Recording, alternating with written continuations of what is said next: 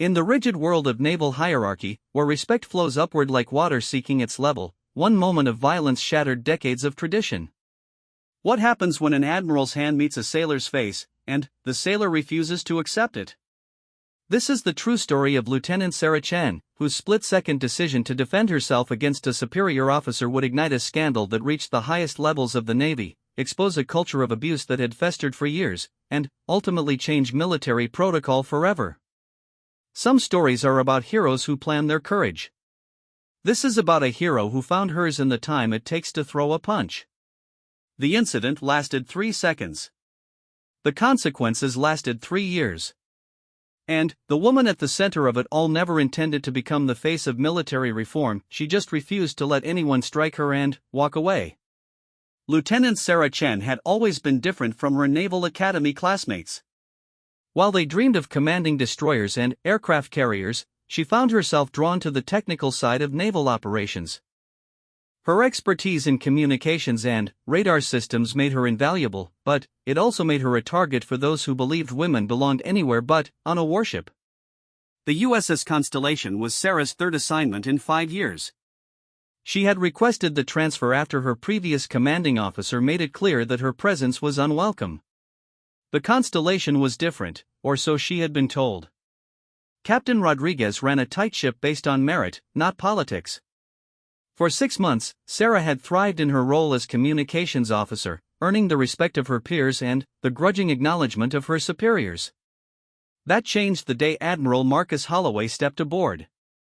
Holloway was old-school Navy, a man who had climbed the ranks during an era when women were banned from combat vessels. At 62, he commanded the Pacific Fleet's Communications Division, making him one of the most powerful men in the Navy's technical hierarchy. His inspection tours were legendary for their intensity and his ability to find fault in even the most perfect operations. Sarah first encountered the Admiral during the morning briefing on his second day aboard. She was presenting the overnight communications log when Holloway interrupted her mid-sentence. "Lieutenant, are you reading from notes?" His voice carried the authority of 4 decades in uniform. "Yes, sir. Standard protocol requires documentation of all overnight transmissions for accuracy. In my day, officers memorized their reports. Notes are for clerks and secretaries." The room fell silent. Sarah felt the eyes of every officer on her, waiting to see how she would respond. She had 2 choices: back down and apologize, or stand her ground on established protocol. "Sir, Regulation 3.4.7 requires written documentation of all classified communications. I can recite the report from memory if you prefer, but the notes ensure accuracy for the official record." Admiral Holloway's face darkened. "Are you questioning my knowledge of Navy regulations, Lieutenant?" "No, sir. I'm following them." The tension in the room was palpable. Captain Rodriguez shifted uncomfortably in his chair, caught between supporting his officer and avoiding conflict with a superior. The other officers stared at their hands, unwilling to get involved in what was rapidly becoming a confrontation. "Continue your report, Lieutenant Chen," Captain Rodriguez finally said, breaking the standoff. Sarah completed her briefing without further interruption, but she could feel Admiral Holloway's eyes on her throughout the remainder of the meeting. As the officers filed out, she heard him speaking quietly with Captain Rodriguez near the door. "That officer needs to learn respect, Captain. I suggest you address it before it becomes a bigger problem." The next 3 days passed without incident, but Sarah noticed a change in how some of her colleagues treated her. Word had spread about the confrontation, and opinions were divided. Some admired her for standing up to the Admiral, while others believed she had overstepped her bounds. The divide created an uncomfortable atmosphere that made everyone tense. On Friday afternoon, Sarah was working alone in the communications center, running diagnostics on the main radar array. The work required intense concentration, as she had to coordinate with 3 different stations while monitoring multiple screens for anomalies. She had been at it for 6 hours straight when Admiral Holloway entered the compartment. "Lieutenant Chen." She looked up from her console, noting that the Admiral had come alone. Protocol dictated that senior officers usually traveled with aides or escorts when inspecting different areas of the ship. Admiral Holloway, sir.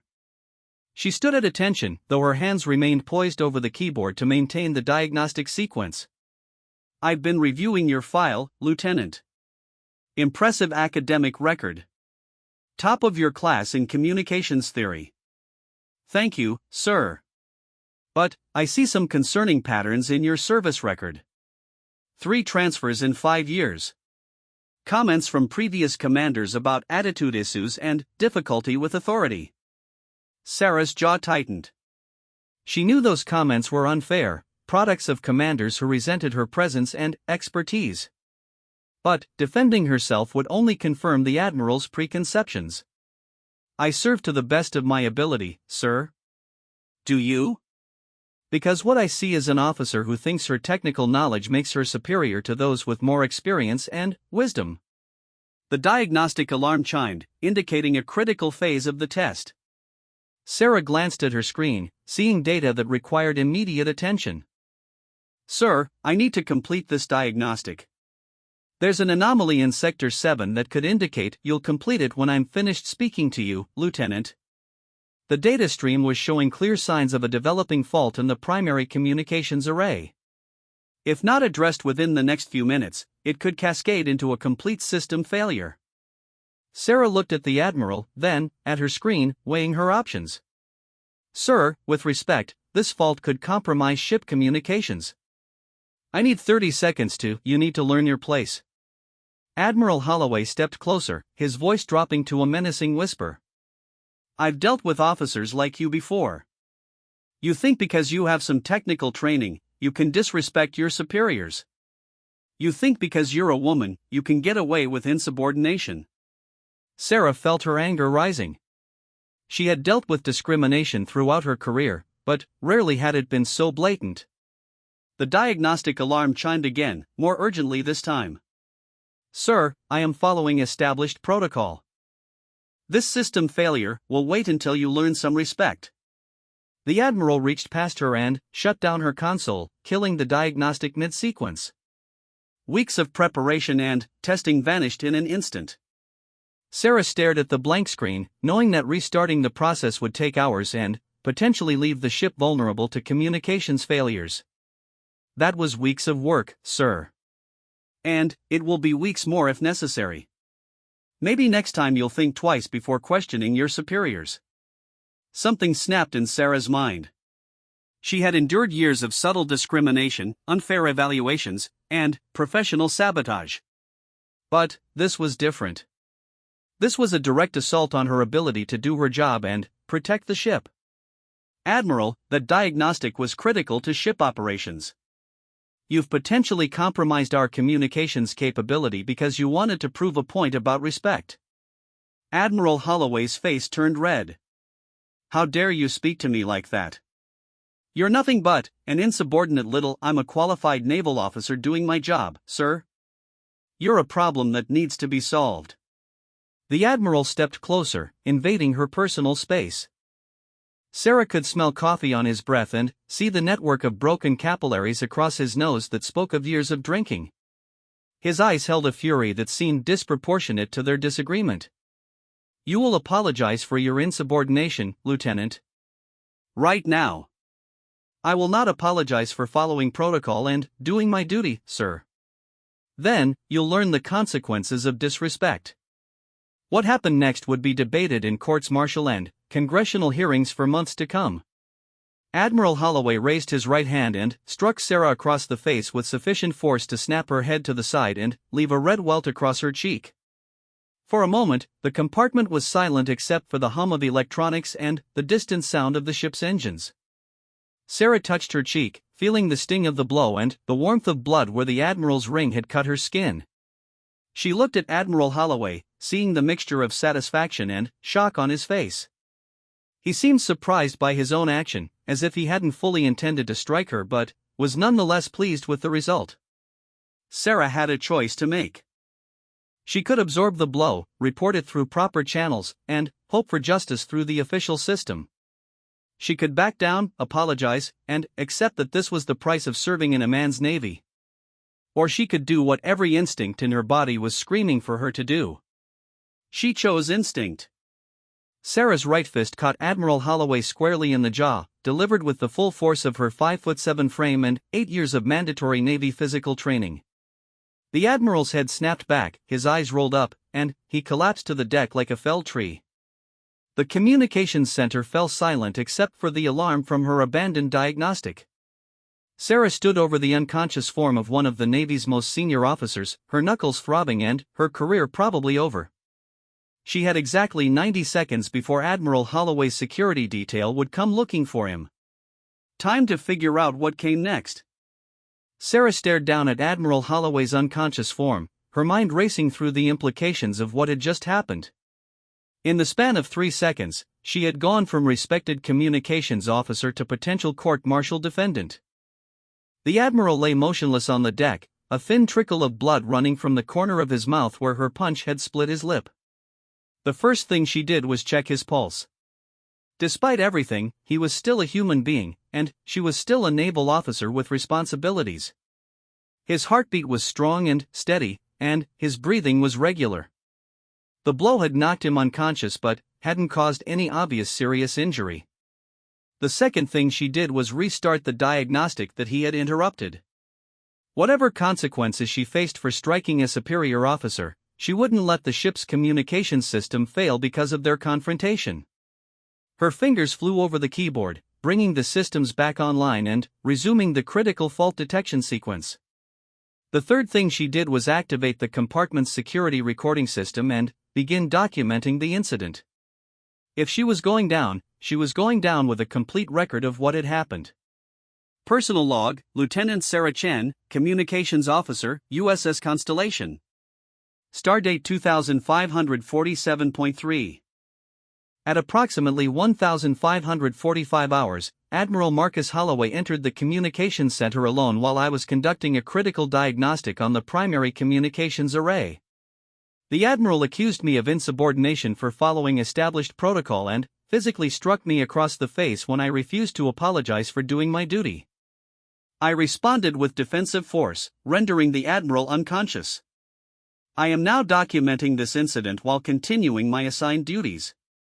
She paused the recording and touched her cheek, which was still stinging from the Admiral's blow.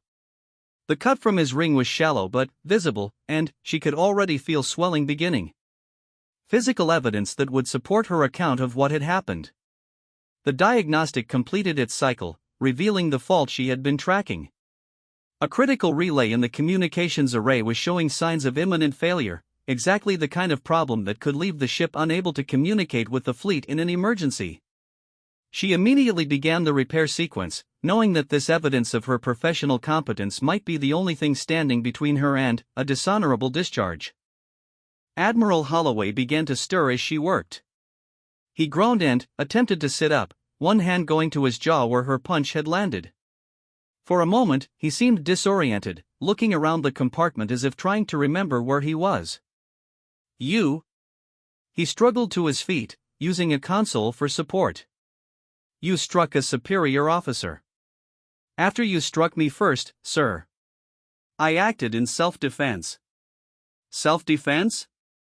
His voice was thick and slurred, whether from the blow or from rage, Sarah couldn't tell. I'll see you court-martialed and imprisoned for this. Your career is over. My career was over the moment you decided that following Navy regulations was grounds for physical assault, sir. Admiral Holloway steadied himself against the bulkhead, his eyes focusing on Sarah with undisguised hatred. You have no idea what you've done. No idea who you're dealing with. I know exactly who I'm dealing with, sir. An officer who believes his rank gives him the right to strike subordinates who disagree with him. Disagreement? The Admiral's voice rose in pitch. You were insubordinate from the moment I came aboard this ship. Questioning my authority, refusing to show proper respect, acting like your precious regulations matter more than chain of command. Sarah saved her diagnostic results and turned to face him fully. Regulations do matter more than personal preferences, sir. That's what separates a professional military from a dictatorship. The Admiral's face flushed red again, and, for a moment Sarah thought he might try to strike her a second time. Instead, he straightened his uniform and moved toward the compartment exit. This conversation is over, Lieutenant. You'll be hearing from my office. Admiral, Sarah called after him. You should know that this entire incident has been recorded and logged in my official report, including your assault on a subordinate officer. Admiral Holloway stopped in the doorway, his back rigid. Recorded? Standard security protocol for all interactions in sensitive compartments, sir. The entire incident is documented, including audio and video evidence of who struck whom first. The Admiral turned slowly, his face now pale instead of flushed. You're bluffing. Sarah gestured to the security camera in the corner of the compartment, its red recording light clearly visible. Security Regulation 7.2.1 requires continuous monitoring of all communications centers, sir. I'm sure you're familiar with that particular regulation. For the first time since entering the compartment, Admiral Holloway looked uncertain. The existence of video evidence changed everything, transforming what he had probably planned to frame as an unprovoked assault by a subordinate into a documented case of his own misconduct. That recording is classified military equipment. It cannot be used without proper authorization. Authorization from the investigating officer, sir. Which would be whoever Captain Rodriguez assigns to look into this incident. Admiral Holloway stood in the doorway for nearly a minute, clearly weighing his options. Sarah continued working at her console, completing the repairs to the communications array while waiting to see what he would do next. Finally, the Admiral spoke. This incident will be handled through proper channels, Lieutenant. I suggest you prepare yourself for the consequences of striking a superior officer. I suggest you prepare yourself for the consequences of striking a subordinate officer first, sir. After he left, Sarah continued working for another 20 minutes, completing all necessary repairs and filing her official reports. She knew that word of the incident would spread quickly through the ship's rumor network, but she wanted to ensure that her professional duties were fully completed before dealing with the inevitable fallout. Captain Rodriguez appeared in the communications center exactly 37 minutes after Admiral Holloway had left. He entered alone, closing the hatch behind him and activating the compartment's privacy mode to prevent eavesdropping. Lieutenant Chen. Captain Rodriguez, sir. I understand there was an incident with Admiral Holloway. Sarah straightened to attention. Yes, sir. I've filed a complete report through official channels. Before we discuss reports, I need to understand what happened from your perspective. Sarah recounted the entire confrontation, from the Admiral's initial accusations to the moment he struck her to her defensive response. Captain Rodriguez listened without interruption, his expression carefully neutral. You struck Admiral Holloway. I defended myself against an unprovoked physical assault, sir. An admiral. Who happened to be assaulting a lieutenant, sir. Captain Rodriguez was quiet for a long moment, studying Sarah's face and noting the visible evidence of the Admiral's blow. This is going to create a firestorm, Lieutenant. Admiral Holloway has friends in very high places. I understand, sir. But I couldn't let him strike me and walk away. It would set a precedent that physical intimidation is acceptable behavior for senior officers. And knocking out an admiral sets what kind of precedent? Sarah considered the question carefully.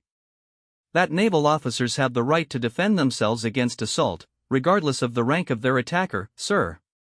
The Admiral is claiming that you were insubordinate and that he was merely trying to discipline a subordinate who had gotten out of line. The security recording will show exactly what happened, sir.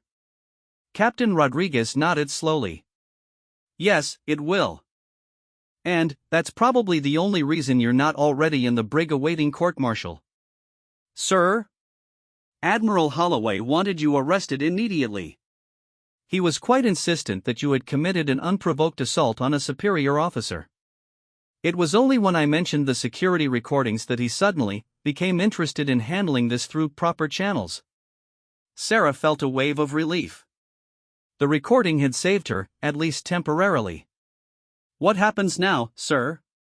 Now we wait for the investigation. Admiral Holloway will file charges against you, you'll file charges against him, and some very unhappy people at Fleet Headquarters will have to sort this mess out. Will I be relieved of duty? Not unless the investigation shows wrongdoing on your part. And, frankly, Lieutenant, based on what I know of your record and what I've observed of Admiral Holloway's behavior during this inspection, I'm inclined to believe your version of events. Thank you, sir. Don't thank me yet. This is going to get much worse before it gets better. Admiral Holloway has been in the Navy for 40 years and has powerful allies. You're a lieutenant with a reputation for being difficult. The deck is stacked against you.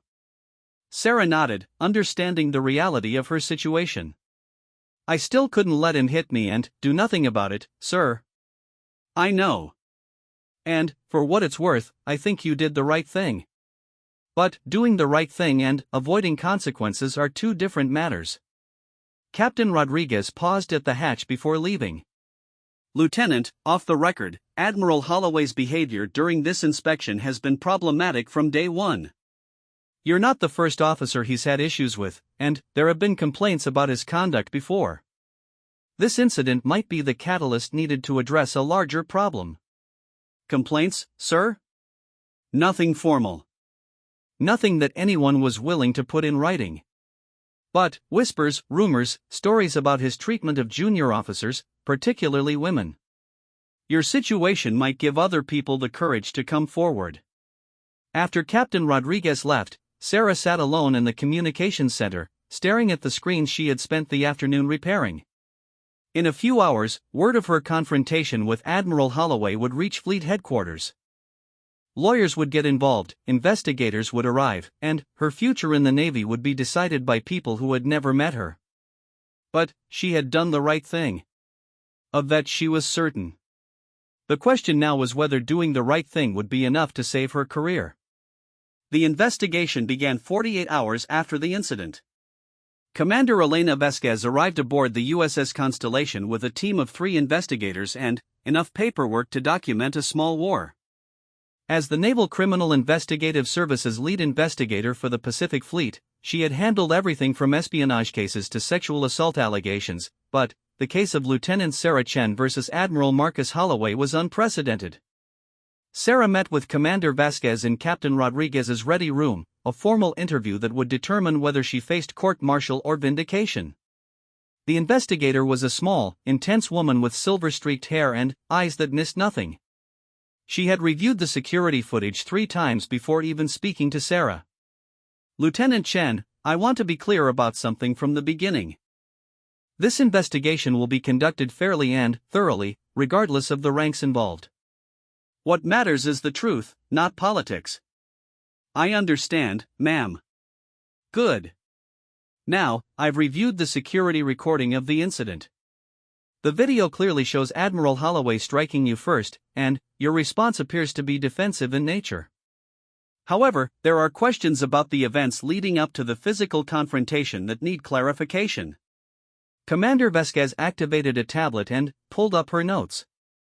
Admiral Holloway claims that you were consistently insubordinate during his inspection, that you questioned his authority publicly, and that you refused direct orders to show proper respect. He characterizes his action as an attempt to discipline a subordinate who was out of control. Sarah felt her jaw clench. That's not what happened, ma'am. Tell me what did happen. Start from your first interaction with the Admiral and take me through each incident that led to the confrontation in the communications center. For the next hour, Sarah recounted every interaction she had with Admiral Holloway, from the briefing where she had defended her use of written notes to his interruption of the critical diagnostic. Commander Vasquez listened carefully, occasionally asking for clarification or requesting specific details about procedures and protocols. You mentioned that the Admiral shut down your diagnostic mid-sequence. Can you explain the significance of that action? Yes, ma'am. The diagnostic I was running had identified a critical fault in our primary communications array. If that fault had cascaded into a complete system failure, it could have left the ship unable to communicate with the fleet in an emergency situation. By shutting down the diagnostic, the Admiral potentially compromised ship safety for what appeared to be personal reasons. Personal reasons? His stated reason for stopping the diagnostic was to teach me respect, ma'am. He wasn't addressing a legitimate operational concern. Commander Vasquez made several notes on her tablet. Lieutenant, did you at any point during your interactions with Admiral Holloway use profanity, raise your voice, or engage in behavior that could reasonably be construed as disrespectful? Sarah considered the question carefully. No, ma'am. I maintained proper military bearing throughout all our interactions. I did defend established protocols when he questioned them, but I did so respectfully and with appropriate military courtesy. Even when you refused to apologize for following regulations? Yes, ma'am. I believe apologizing for following proper procedures would have been inappropriate. The investigator leaned back in her chair, studying Sarah's face. Lieutenant, you understand that striking a superior officer is one of the most serious offenses in military law, regardless of circumstances? I do, ma'am. And, you understand that claiming self-defense requires demonstrating that you reasonably believed you were in imminent danger of further harm? Sarah touched her cheek, where the bruise from Admiral Holloway's blow was still visible. Ma'am, the Admiral had just struck me hard enough to draw blood. He was standing over me in a threatening posture, and his behavior throughout the week had become increasingly aggressive. I believed he might strike me again if I didn't defend myself. Why didn't you try to leave the compartment instead of fighting back? The Admiral was blocking the exit, ma'am. And, I had critical repairs to complete on the communications array. Abandoning my post could have endangered the ship. Commander Vasquez spent another 30 minutes reviewing specific details of the incident before concluding the initial interview. Lieutenant Chen, you'll remain on active duty pending the outcome of this investigation. However, you're restricted to the ship and prohibited from discussing this case with anyone except your assigned counsel and investigating officers. Understood, ma'am. One more thing. This case is generating significant attention at very high levels of command. There will be pressure from various quarters to resolve it quickly and quietly. I want you to know that my investigation will not be influenced by political considerations or by anyone's desire to avoid controversy. After Commander Vasquez left, Sarah returned to her duties in the communications center, though she found it difficult to concentrate on routine tasks. Word of the investigation had spread throughout the ship, and her fellow officers were divided in their reactions. Some avoided her entirely, unwilling to associate with someone who had assaulted an admiral. Others offered quiet words of support, expressing admiration for her willingness to stand up to abuse. The most unexpected support came from Chief Petty Officer Maria Santos, the ship's senior communications specialist. Santos had served for 23 years and was known for her no-nonsense approach to Navy politics. Lieutenant, can I speak with you privately? Of course, Chief. Santos activated the privacy mode in the communications center before speaking. I want you to know that what you did took guts. I've served under a lot of officers, and Admiral Holloway is not a good man. Chief, you shouldn't let me finish, ma'am. I've heard stories about the Admiral for years. Stories about how he treats junior officers, especially women. Nothing that anyone was willing to put in writing, but enough to know that he's been getting away with inappropriate behavior for a long time. Sarah felt a chill run down her spine. What kind of stories? Verbal abuse, sexual harassment, using his position to intimidate people into silence. There was an incident 3 years ago on the USS Pacific where a female ensign filed a complaint against him.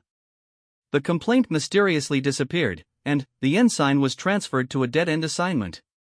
Why didn't anyone report this through proper channels? Chief Santos gave her a look that spoke volumes about the realities of military justice. Because he's an admiral with friends in high places, and the people making complaints were junior officers with no political protection. Until now. What's different about now? You knocked him out, ma'am. You created a situation that can't be covered up or swept under the rug. The security recording means there's evidence that can't be ignored or destroyed.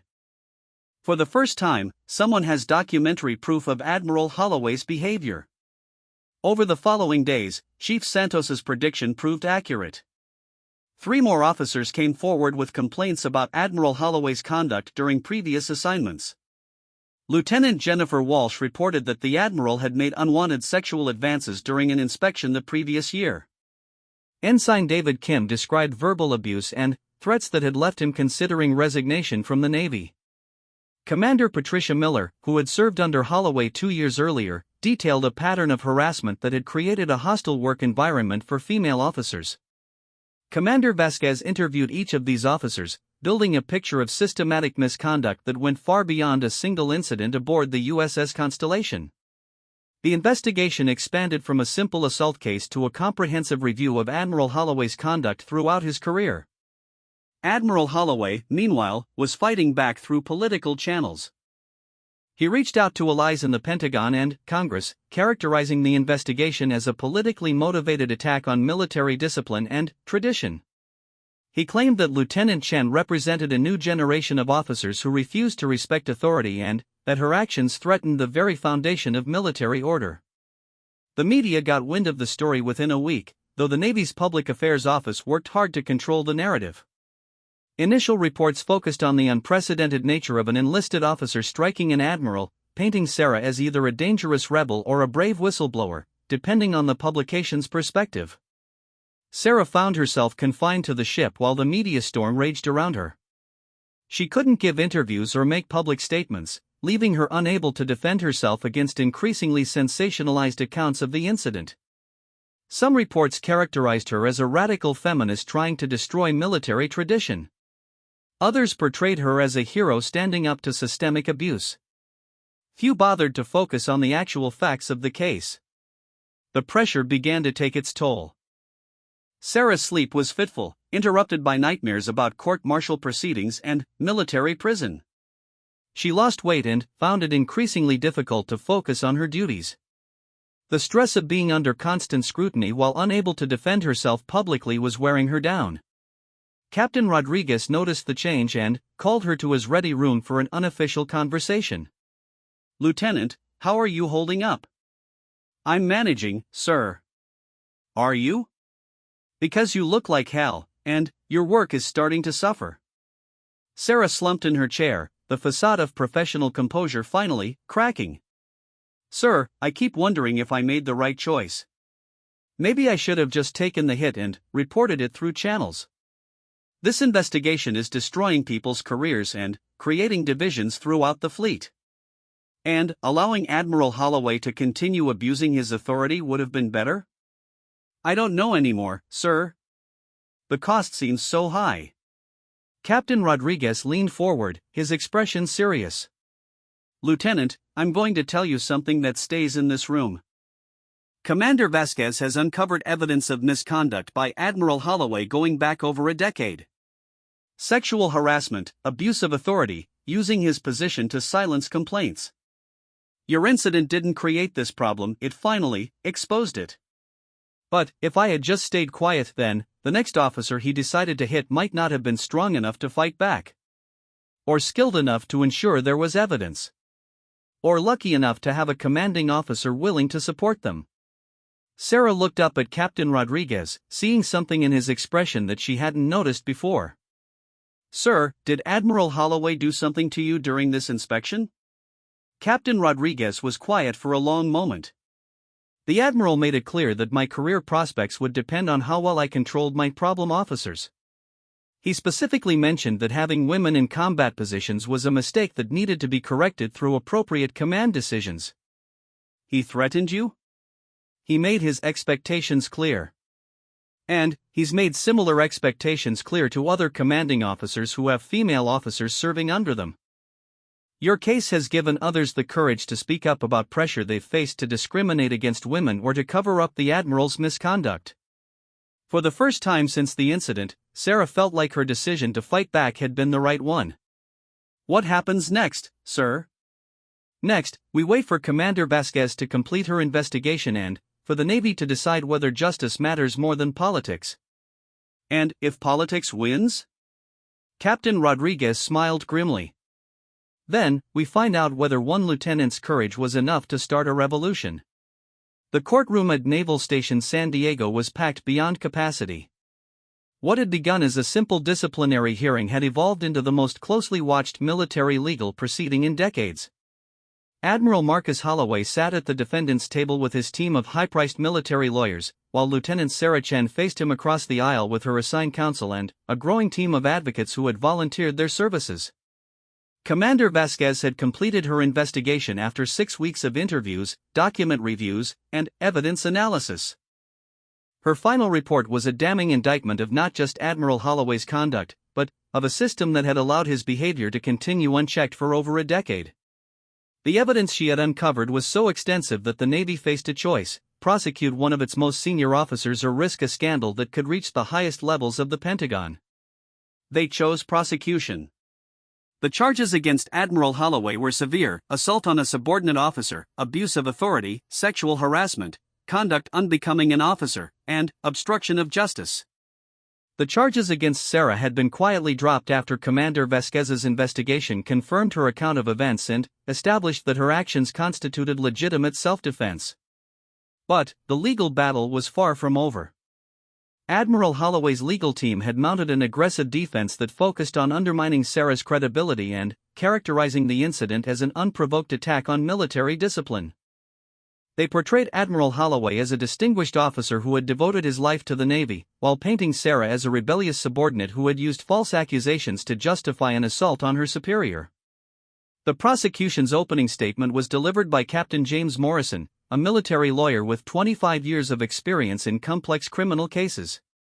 He began by playing the security recording of the incident, the clear audio and video evidence that formed the foundation of the case. "Ladies and gentlemen of the court, you have just witnessed an unprecedented abuse of authority by a senior naval officer.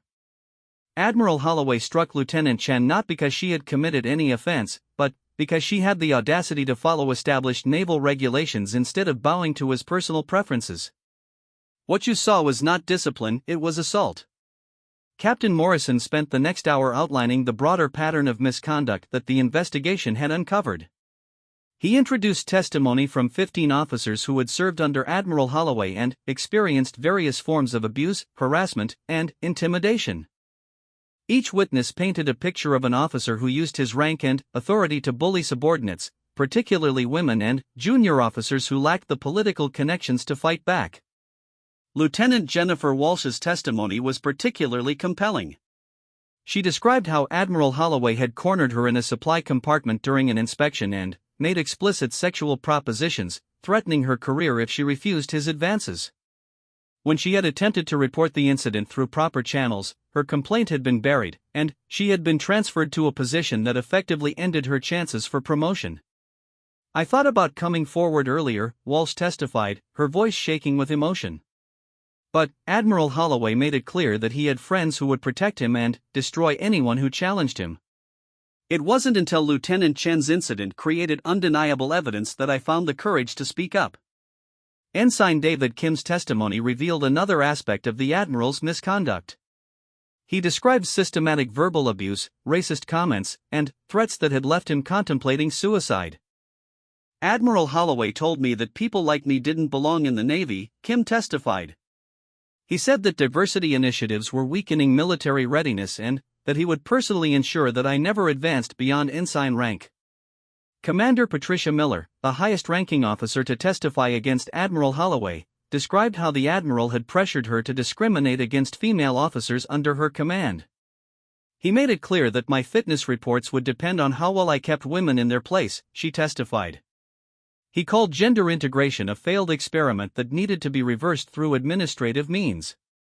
The defense's strategy became clear during cross-examination. Admiral Holloway's lawyers attacked each witness's credibility, suggesting that they were disgruntled officers seeking revenge for poor fitness reports or missed promotions. They characterized the testimony as a coordinated attack on a distinguished officer who had simply maintained high standards and traditional military discipline. When it came time for Admiral Holloway to testify in his own defense, he presented himself as a dedicated officer who had been unfairly maligned by subordinates who couldn't meet his expectations. He denied all allegations of sexual harassment and abuse, claiming that his interactions with junior officers had always been professional and appropriate. "I have served this Navy for 40 years, he testified, his voice steady and confident. "I have commanded ships, led men into combat, and trained countless officers who have gone on to distinguished careers. The allegations against me are nothing more than character assassination by officers who couldn't meet the high standards that military service demands. Regarding the incident with Sarah, Admiral Holloway maintained that he had been trying to discipline a consistently insubordinate officer who had repeatedly questioned his authority. Lieutenant Chen had been disrespectful from the moment I came aboard, he testified. Her behavior in the communications center was the final straw in a pattern of insubordination that threatened unit cohesion and discipline. When asked about striking Sarah, Admiral Holloway claimed that his action had been a measured response to her continued defiance. I attempted to correct her behavior through appropriate disciplinary action. Her violent response was completely unjustified and dangerous to good order and discipline.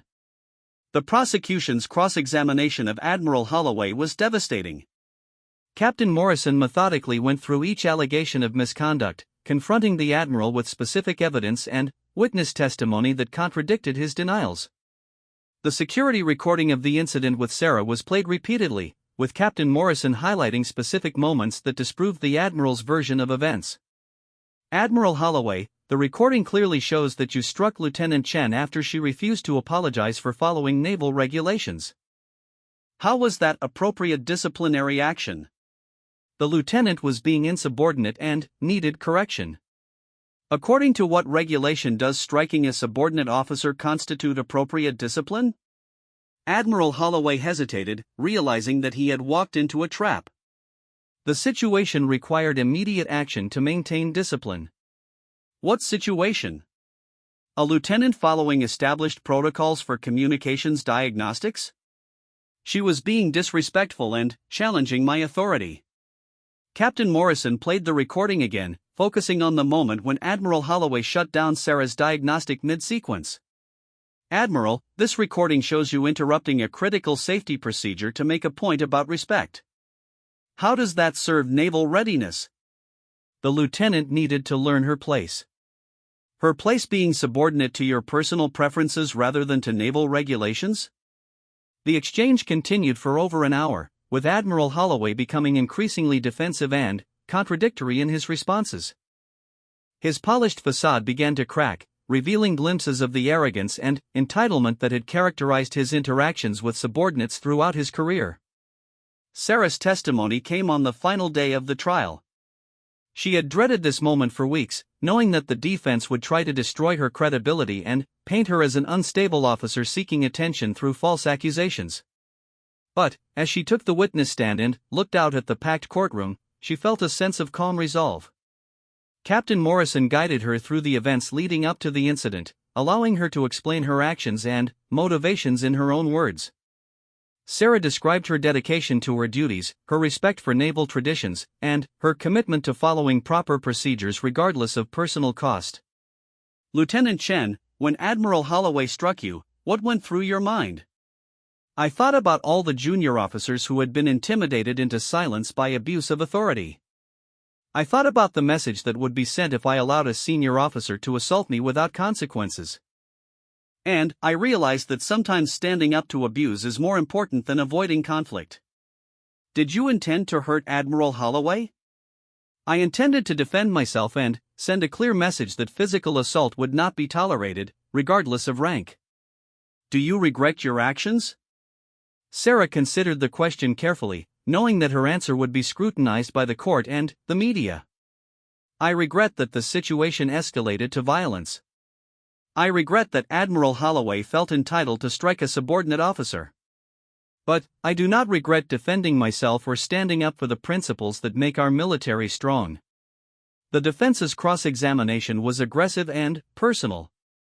Admiral Holloway's lawyers attempted to portray Sarah as a problem officer with a history of conflicts with authority figures. They suggested that she had provoked the incident deliberately to advance her own career or pursue a political agenda.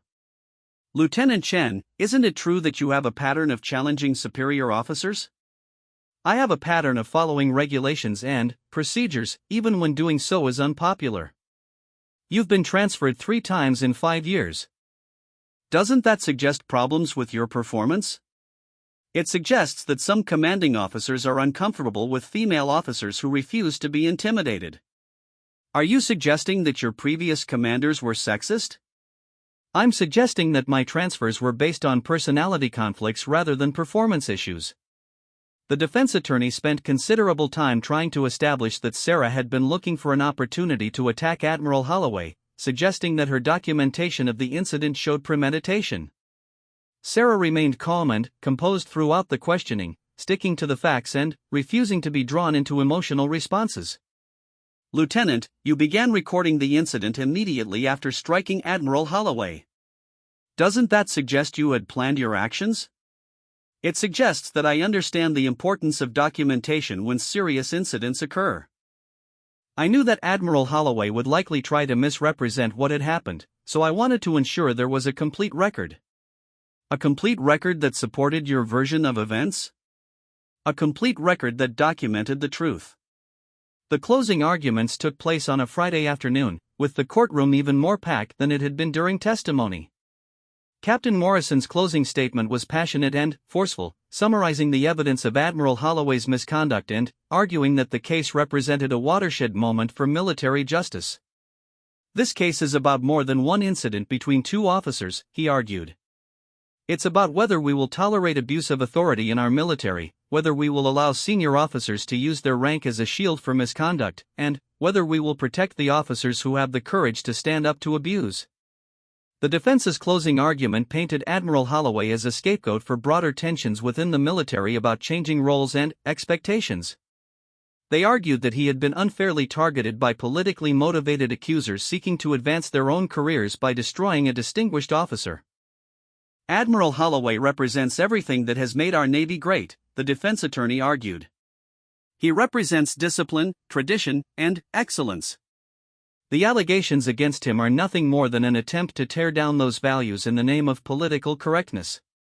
As the court recessed to deliberate, Sarah sat in the hallway outside the courtroom, surrounded by supporters who had followed her case from the beginning. She knew that whatever the verdict, her life had been permanently changed by the events that had started with a single punch in a communications center. The question now was whether the change would represent justice or another victory for those who believed that rank and political connections were more important than truth and accountability. The answer would come within hours. The jury deliberated for 11 hours. Sarah spent that time in the base's chapel, finding solace in the quiet space while reporters and supporters maintained their vigil outside the courthouse. She had refused all interview requests, following her lawyer's advice to let the evidence speak for itself. But, as the hours stretched on, she found herself questioning whether justice would truly prevail or whether political considerations would determine the outcome. Captain Rodriguez found her there as the sun was setting over San Diego Bay. He had been following the trial closely, testifying as a character witness for Sarah and providing crucial context about Admiral Holloway's behavior during the inspection aboard the USS Constellation. "The jury's coming back," he said quietly. "Commander Vasquez thinks that's a good sign. If they were going to acquit Holloway, she believes they would have done it quickly." Sarah nodded, not trusting herself to speak. The weight of the past 3 months had taken its toll, and she felt emotionally and physically exhausted. Whatever happened next, she knew her naval career would never be the same. The courtroom was silent as the jury filed back in. Admiral Holloway sat stiffly at the defense table, his face a mask of controlled emotion. Sarah could see the strain in his posture, the way his hands clenched and unclenched as he waited to learn his fate. The military judge, Captain Elizabeth Hartwell, called the court to order. "Has the jury reached a verdict?" The jury foreman, a senior chief petty officer with 30 years of service, stood at attention. "We have, Your Honor. On the charge of assault on a subordinate officer, how do you find?" "Guilty, Your Honor." A murmur ran through the courtroom. Admiral Holloway's face flushed red, but he remained seated. "On the charge of abuse of authority, how do you find?" "Guilty, Your Honor." The murmur grew louder. Sarah felt her heart racing, hardly believing what she was hearing. "On the charges of sexual harassment and conduct unbecoming an officer, how do you find?" "Guilty on all counts, Your Honor." "On the charge of obstruction of justice, how do you find?" "Guilty, Your Honor." The courtroom erupted.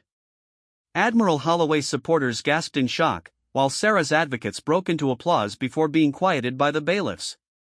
Sarah herself sat in stunned silence, the reality of vindication slowly sinking in. Captain Hartwell gabbled for order before announcing that sentencing would take place the following week. As the court recessed, Sarah was surrounded by well-wishers and reporters, but she managed only a brief statement before her legal team whisked her away from the chaos. "I'm grateful that the truth has prevailed," she said to the assembled media. "This case was never about me personally. It was about ensuring that all naval officers can serve with dignity and safety, regardless of their rank or gender." Admiral Holloway left the courthouse without comment, flanked by his legal team and a small group of supporters who still believed he had been railroaded by political forces. His 40-year career was effectively over, and he faced the prospect of reduction in rank, loss of pension benefits, and possible imprisonment. The sentencing hearing took place the following Wednesday. Character witnesses for both sides testified about the two central figures in a case that had divided the Navy and captured national attention. Sarah's supporters described her dedication to duty, her technical expertise, and her courage in standing up to abuse. Admiral Holloway's advocates spoke of his distinguished service record, his combat experience, and his contributions to naval readiness over 4 decades. But the evidence of systematic misconduct was too extensive to ignore. Captain Hartwell sentenced Admiral Holloway to reduction in rank to captain, forfeiture of all pay and allowances, confinement for 18 months, and dismissal from the Navy. The sentence was severe enough to satisfy those demanding accountability but moderate enough to acknowledge his previous service record. Admiral Holloway, Captain Hartwell said during sentencing, "You have betrayed the trust placed in you by the United States Navy and the officers under your command. Your actions represent a fundamental violation of the principles that govern military service: respect for subordinates, adherence to regulations, and protection of those who cannot protect themselves." The judge turned to address Sarah as well. "Lieutenant Chen, while this court cannot condone violence against superior officers, we recognize that your actions were taken in legitimate self-defense against an unprovoked assault. Your courage in coming forward has exposed serious misconduct and will help ensure that other officers do not suffer similar abuse." The verdict sent shockwaves throughout the military establishment. Within hours of the sentencing, the Secretary of the Navy announced a comprehensive review of policies regarding harassment and abuse of authority. Congressional leaders called for hearings on military culture and the treatment of women in the armed forces. Women's advocacy groups hailed the verdict as a watershed moment for military justice. But the impact extended far beyond policy changes and political statements. Over the following months, dozens of officers came forward with complaints about misconduct by senior officials, emboldened by Sarah's example and the Navy's commitment to investigate allegations seriously. The culture of silence that had protected abusive officers for decades began to crack, replaced by a new expectation that misconduct would be exposed and punished. Sarah returned to duty aboard the USS Constellation, where she was greeted as a hero by some and with suspicion by others. The attention was overwhelming at first, but gradually the focus shifted from her personal story to the broader changes taking place within the Navy. She threw herself into her work, determined to prove that she was more than just a symbol of resistance to abuse.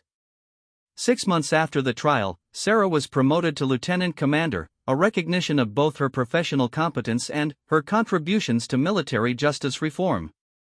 The promotion ceremony took place aboard the Constellation, with Captain Rodriguez delivering remarks that focused on courage, integrity, and the importance of standing up for principles even when doing so comes at personal cost. "Lieutenant Commander Chen represents the best of naval tradition," he said to the assembled crew. Not because she was willing to fight, but because she was willing to fight for what was right, regardless of the consequences to herself. The ceremony was attended by many of the officers who had testified against Admiral Holloway, creating an informal reunion of sorts for people whose lives had been changed by their decision to speak truth to power. Commander Vasquez, who had conducted the investigation that exposed the Admiral's misconduct, spoke privately with Sarah after the ceremony. "You should know that your case has led to policy changes that will protect countless officers in the future," she said. "The new reporting procedures, the independent investigation protocols, the protections for whistleblowers, none of that would have happened without your willingness to fight back. Sarah had mixed feelings about being cast as a symbol of reform. While she was proud of the changes her case had inspired, she sometimes wondered what her career might have looked like if Admiral Holloway had never come aboard the Constellation, if she had never been forced to choose between accepting abuse and defending herself. But those doubts faded when she received letters from young officers, particularly women, who told her that her example had given them the courage to pursue naval careers or to speak up against harassment they had experienced. One letter, from a midshipman at the Naval Academy, particularly moved her. "Before hearing about your case, I thought that accepting harassment and abuse was just part of the price of serving in the military. You showed me that we don't have to choose between our dignity and our careers. Because of your courage, I know that I can serve with pride and fight back if anyone tries to treat me as less than equal." Admiral Holloway served 16 months of his sentence before being released on parole. He disappeared from public view after his release, declining all interview requests and avoiding any association with military affairs. Rumors suggested that he had moved to a small town in Montana, where he lived quietly on a reduced pension and avoided any contact with his former colleagues. 3 years after the trial, Sarah was serving as communications officer aboard the USS Enterprise, one of the Navy's newest and most advanced vessels. She had been selected for the position based purely on her technical expertise and leadership abilities, an assignment that represented everything she had hoped to achieve when she first joined the Navy. As she stood on the bridge during a training exercise, watching her team of communications specialists coordinate with multiple ships and aircraft, Sarah reflected on the journey that had brought her to this moment. The incident with Admiral Holloway seemed like a lifetime ago, though its consequences continued to shape her daily reality. Her executive officer, Lieutenant Commander James Park, approached with the evening's communication reports. He was a younger officer who had joined the Navy after the reforms inspired by her case had been implemented, representing a new generation that took equality and accountability for granted. "Anything unusual in today's traffic?" Sarah asked, reviewing the reports. "Nothing significant. Although I should mention that we received a commendation from Fleet Headquarters about our communications efficiency during the joint exercise. Apparently, we set some kind of record for coordination accuracy." Sarah smiled, feeling the satisfaction that came from professional excellence rather than notoriety. "Good work, Lieutenant Commander. Make sure the team knows their efforts are appreciated." As the sun set over the Pacific, painting the sky in brilliant oranges and purples, Sarah thought about the choice she had made in that communications center 3 years earlier. The decision to fight back had cost her months of stress, uncertainty, and public scrutiny. But it had also led to reforms that would protect countless officers, inspired others to speak up against abuse, and ultimately allowed her to serve with the dignity and respect that every officer deserved. She had learned that sometimes the most important battles are fought not on foreign shores or distant oceans, but in the quiet moments when individuals decide whether to accept injustice or to risk everything in defense of what is right. Her battle had lasted only 3 seconds, but its impact would continue for generations. Standing on the bridge of one of the Navy's finest ships, surrounded by officers who served in an institution that had been fundamentally changed by her courage, Sarah Chen knew that she had chosen correctly. Some fights are worth having, regardless of the cost. Some principles are worth defending, regardless of the consequences. And, sometimes, one person's refusal to back down is enough to change the world.